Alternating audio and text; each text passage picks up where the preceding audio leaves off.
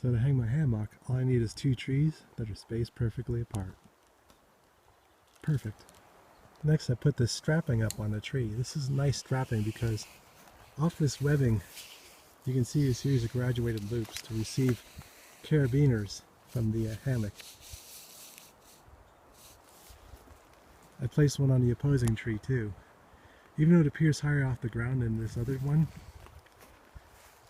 it's only just to keep it as level as possible.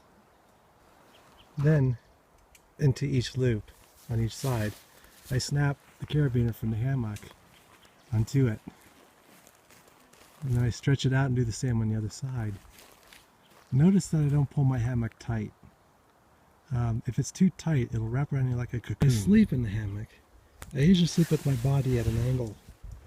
This is a double nest cocoon that's made by EMO. The nice thing is I can turn my body over quite a bit and not fall out. And actually my body is pretty straight, as if I'm sleeping in a bed. I'm not curled like a banana. The next thing I do is with paracord, I tie a line that goes over top of my hammock using a bowline here. And I set it up so the bowline is about over top of the carabiner from the hammock.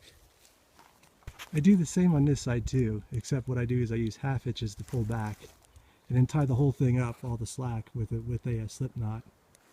Again, I have the first knot approximately straight over top of the carabiner that snaps into the tree strap. The primary purpose of this line is so I can hold up some stuff above the hammock for easy access. Today it's been a bit chilly and windy, and on top of that we've had some occasional drizzle. So I'm going to go ahead and throw my rain tarp over top of the hammock. I tie one section of the tarp right to the knot on my paracord. That way it hangs over top of the hammock itself. In case it rains, it'll stay dry. Using tent string, I tie bollards into the string that it supports to the anchor parts of the tarp. And then I take the stake down into the ground, and then I use a series of half hitches here to secure the string to the stake. Then I repeat for all the tie down parts of the tarp. I don't undo the bowlines from the tarp when I pack up my tarp. I tend to leave them with it and in the stuff sack. That way I can use it over and over again.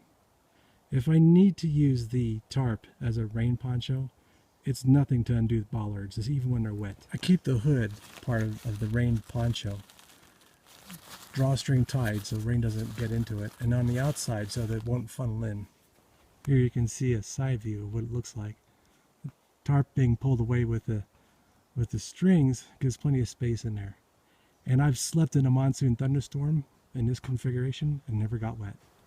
Ah, this is the living now. I'm actually a side sleeper. That works quite well in this double nest hammock. Yeah, and the canopy also provides shade.